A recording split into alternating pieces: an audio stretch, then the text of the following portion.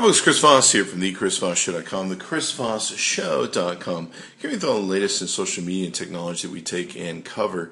This is the HTC One X from AT&T. It is now updated with the 4.04 software of the latest Android update in the line of ice cream sandwich, and just recently updated to it. And so we want to talk about some of the original review that we took and did in the unboxing, and give you some benchmarking, some other stats, and some really cool features that have been added. So let's talk about those here as we go into it. So we'll rediscover the AT&T HTC One X here and talk about some of the details. Thank you, AT&T, for providing the phones for us, of course, as always, to take and review. Now, I've really loved the HTC One X. My love was recently replaced by the Samsung Galaxy S3, but the AT&T One X is still a great phone in terms of most of the other Android products that are out there. It's very thin, very sleek, got a great screen, very fast, as you'll see in benchmark tests that we'll do, and performs exceptionally well. So it's definitely a great phone in and of itself. Now, like I said, we recently updated this to 4.04, so we've got that update going. We'll talk about what goes into that here in a second. What you're looking at with the display here is this is a 4.7-inch display, 720 by 1280 Super LCD, 16 million colors. The size of it is 5.3 by 2.75 by 0.36 inches. It's very thin. It almost feels to me like a frisbee. It's got an 1800 milliamp battery, up to 8.5 hours you can have on talk. Standby time, you look at 12.6 days, 4.6 ounces. The internal memory with AT&T has up to 16 gigabytes, and the RAM is 1 gigabyte of RAM with AT&T. And that's according to their website with AT&T. Now, on the camera, what you're looking at is an 8 megapixel camera, and it's got a 1080p HD video capture, 60 frames per second, and a 1.3 megapixel front camera. Now, normally this would come with Android 4.0 loaded on it, and of course we've got the latest update put up above it. It also has Beats audio, if you're familiar with the Beats audio. What's the franchise we want to call it? Maybe franchise, if you will. Now, this has the HTC Ring take out of standby mode, where you can pull the ring to pull it out of standby, or you can take and drag in a applicable app and use that to activate and go directly to the app in coming out of standby mode. So it has both those features. When you look at the screen has something that's kind of missing from some Android phones, where there's no menu button, and that was recently, I believe, updated with 4.04. We'll talk about that here in a second, where it's added a button technically. So we have a back button here, and we have a home button that will take us to home, and then we have a recent apps button. Now, with the 4.04 update, they've added a thing where you can toggle this to also be a menu. So we'll show you that here in a second and talk about it. Let's go into the area. We'll go into settings. And in settings, you can see here that we will be working with 4.0 Android version. And in changing the display and buttons, we'll go into display and buttons. You can see here that we now have a recent apps button, which is this button right here. And you can make 3 different changes here. You can make it so that it always opens recent apps. If you press for menu, you press and hold for recent apps, so when you press it'll come up with menu. Or you can press for recent apps and press and hold for the menu. I'm going to go ahead and switch this for our purposes to the press for menu and press and hold for recent apps. Let's see what that gets us. Okay, so let's try that out. We're going to go into the calling menu, and we'll bring up the menu. There we go. And of course, if we were to hold that, we would get recent apps and all that good stuff. So really cool that they've made it so you can change this button, basically giving you a 4th button, if you will, that you can take and manipulate and use. You can see here this scheme that's being used for the calling. There used to be some of the menu that was already up in here that were ingrained in some of the different buttons on the One X and that are still there. You can see the contacts, the groups. So we're taking a second load there, and call history. So you can see some of the different formats that are there, and of course you can see it's easy to change the button structure as to whatever way fits you want it to have it. It looks like what they have done is they've kept most of the software in place that was built and designed to make it so that you wouldn't need a settings or menu button. You can see here we still have the settings button, which is the same as if you use the menu button. So they haven't taken any away. They've just kind of added the button feature for the HTC One X. Let's take a look at the body. Along the front, of course, we talked about what's down in here. Across the top, we've got a speaker for calling. We've got a front-facing camera across the top. Let's look around the body. The HTC is a single-bodied phone. It doesn't separate or open or have a back opening in any way, shape, or form. There's no way to use an SD card to take in a micro SD card to take and enhance the memory. What you get is what you buy is what you're in essence stuck with. There's a small microphone hole here on the bottom. On the top we have another small microphone hole. We have a earphone plug hole, and we have the power button on the top. Along the side of the phone we have a very long, very tall volume rocker button. I have a lot of problems with this volume rocker button. I'm constantly turning it up and down. I'm constantly bailing out of apps. I have a lot of problems with this. I don't know if other people do. I do have 9-inch span hands, and I don't normally have that problem with other phones. But the One X, I've had a serious problem with constantly turning up and down the volume when I'm trying just to hold the phone. So, if anything, I'm really discouraged by how big that volume rocker is. I've noticed with other Android phones, of course, they have smaller volume rockers, and they have less sensitive volume rockers. I don't have that problem. So it's very interesting to me. You can test the phone out and see how that works for you. On this side, the left side, we have a charging power port where you can go ahead and charge or make your USB thing. You can see as the phone lays, it has a curved kind of oval shape around it where it curves from the mid part on down and tapers off at the ends, and also tapers off at the sides. This does make it very ergonomically comfortable, and also makes it so you have the appearance that it's even thinner than it really is. On the back we have a raised camera, and this is raised up a bit from the back. We also have the flash mode with the HTC logo and some other barcoded data. The one thing about this body is it has a ability to sync if you buy the sync charger cradle, where it can sync off of these 5 little buttons that are on here, steel buttons, so you necessarily don't have to plug it in. You can drop it into a sync cradle charger. It also has on the bottom here the speaker, quite small. It does have Beats audio on it, where this thing will adjust for Beats audio. If you wanted to, in the settings, you can make those adjustments. The one thing that I don't like about the camera being where it's at is it tends to scrape on desktops and stuff by the way it sits on a desk or table. Main thing you want to do here is, of course, get a cover on this as soon as possible after you get one, and work hard to really protect that protruding camera lens, because you don't want to scratch it and then end up with crappy photographs. That's always a bad thing. Okay, so now let's talk about some other elements of the device itself. It's got, of course, scrolling that you would find on any given Android device. It's not continual scrolling or infinity controlling, eternal strolling, if you will. It only goes to a certain point, and then you must backtrack your way back. So it doesn't have infinite scrolling where you can just keep going around and around and around. The notifications are just like anything else on most of the HTC devices. You have your notifications. You can go ahead and clear them very easily. You can get in the settings menu from here. You have most of your device things at the top. In settings, you have most of the same settings you'd find with any Android device: airplane mode, Wi-Fi, Bluetooth, things that you can do. It works fairly well on tethering, and portable hotspot.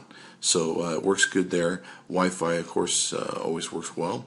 You can go ahead and personalize it with different widgets and apps like you could anything else, different skins, wallpapers, etc., etc. Lots of different things you can do to customize your phone. Let's take a look at, I think you guys are probably pretty familiar with all these different elements. Let's take a look at dock mode, where we can see showing a dock screen when it docks to different things, etc., making portable Wi-Fi hotspots, etc. So let's go back here, and we're going to talk about.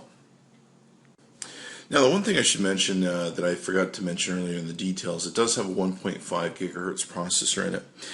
You can see here that out of a lot of different Android devices, the HTC One X scores very, very high at the top of the list. In fact, the only thing we found that scores higher than it is a Galaxy Samsung S3 that just came out. So it scores very, very well. You can see our device, the HTC One benchmarks that have been submitted. It's faster than the Asus Transformer Prime, Motorola Atrix 40, Samsung Galaxy 10, and on down the line, LG Optimus 2.2x. So it performs very well in benchmark testing, going through its CPU, memory, I/O, all that great stuff. So it does very well that way. One thing that is interesting, if you notice in the prior benchmarking, our device outpaced the HTC One X's, and we're noticing it's actually scoring higher than a recent test we made earlier tonight before the 4.04 update. One can probably presume from these benchmarking tests that because in the prior benchmarking thing we showed you, it's outperforming our device on 4.04 other HTC One X devices, which are most likely still operating on the older Android system. That whatever improvements they did, I know there was bug fixes, etc., whatever improvements they did have definitely made the phone much faster, much better in performance. So we're seeing higher scores actually here also with the benchmarking of 6686. You can see some of the CPU, RAM scores, etc. So whatever they've done with the new update, it's definitely improved the phone by quite a bit. So I'm glad that they have made that available for the One X. Looks like GPS-wise, as of this recording, it tends to pick up most of the satellites. There's some satellites it's not picking up, although it looks like it's picking up some as we go along. We do find that the Galaxy S3 performs the best at picking up almost all the satellites, and you can see here there's two that they're not picking up that are out there in the hemispheres. So this is the GPS benchmarking thing here. You can get a good idea of it. You can see here the gradient color tests. It's got really clear, beautiful colors. We do notice that it has in photos and everything, and I'll show you that here in a second, really high yellow, green, and blue ratios that are almost manufactured a little too high or geared too high. There are ways to change that, the settings in the camera, but we do notice that those colors tend to really dominate in photos and everything, and you can see them here clearly on the screen. It's a great big screen that's very beautiful for gaming, taking photos, watching videos, movies, etc. Well, some Android devices don't have Hulu Plus working quite yet. It does work with Hulu Plus and Netflix. In fact, I'm not sure if this was the Android phone that we originally had gotten where Hulu was not working, and now with updates it is. So definitely works with both those. Those are two necessary items that I love to have in watching videos.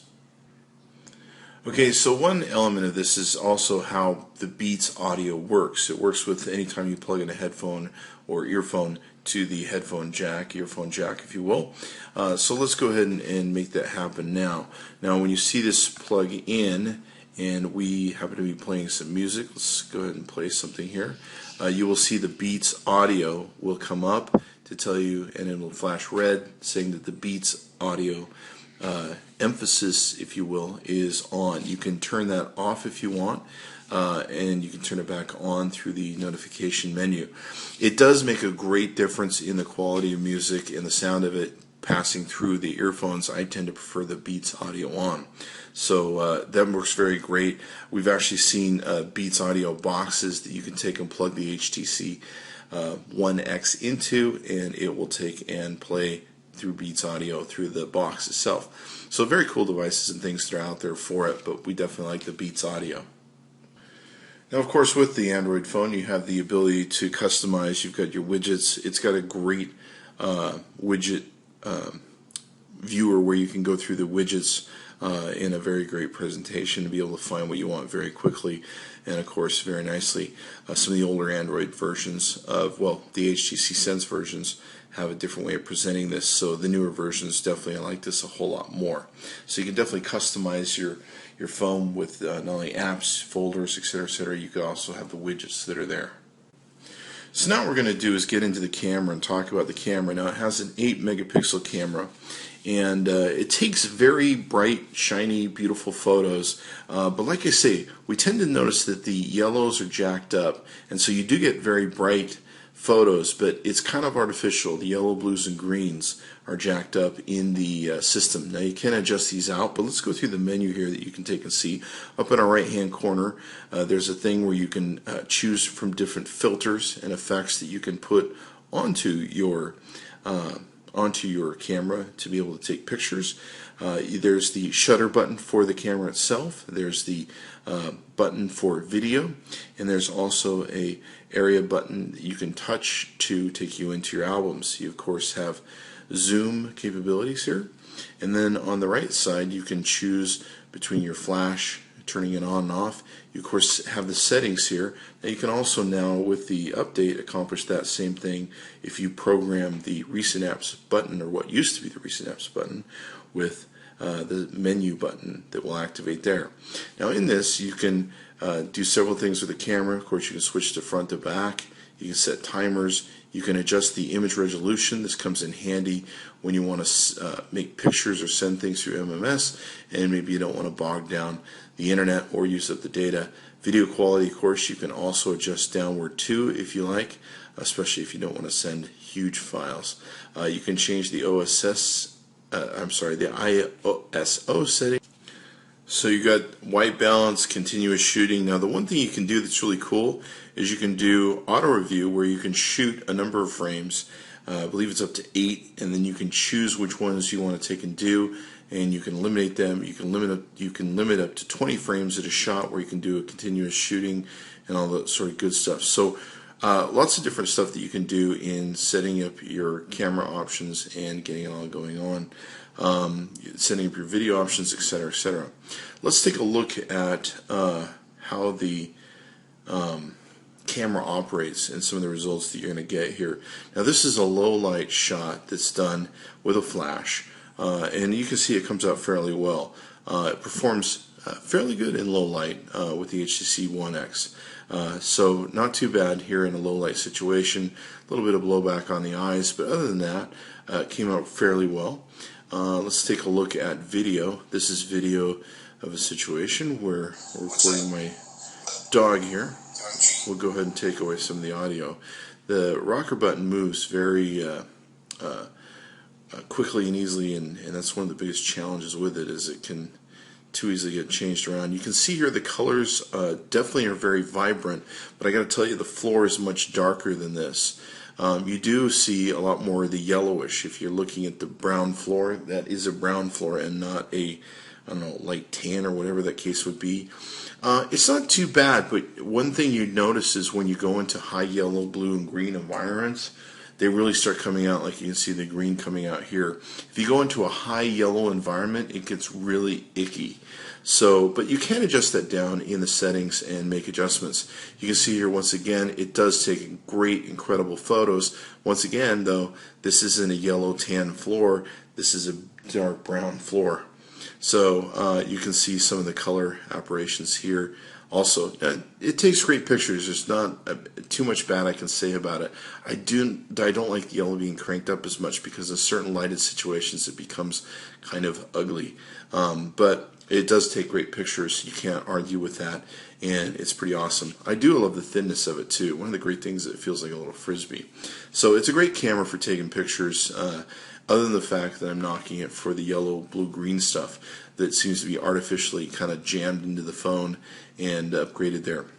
But with the 4.04 update, it really has made some definite improvements to the quality of the phone.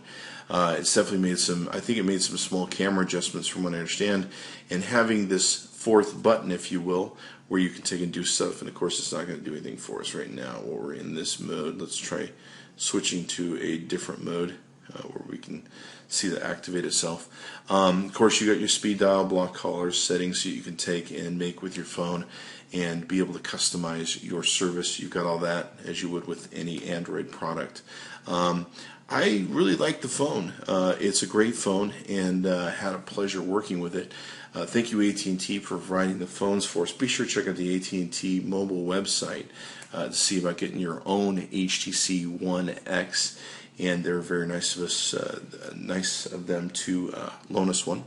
We really love the phone, and I can't say enough about it. It's great. The only downside of the phone that I haven't liked is that rocker button. Me and that rocker button do not get along. But you may find that your hand size is different, and you may not have the same complications I do with my giant hands when they hold this thing.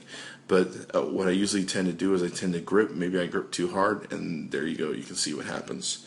For some reason, it's just right in the right place for my handset, and maybe it won't be for yours. But Chris Voss tested, Chris Voss approved. Be sure to check it out. Tell AT&T we sent you, and be sure to check out our other phone comparisons and other phone reviews. There's about 5 or 6 of them we've done now on the chrisvossshow.com and on YouTube. Thanks for coming by.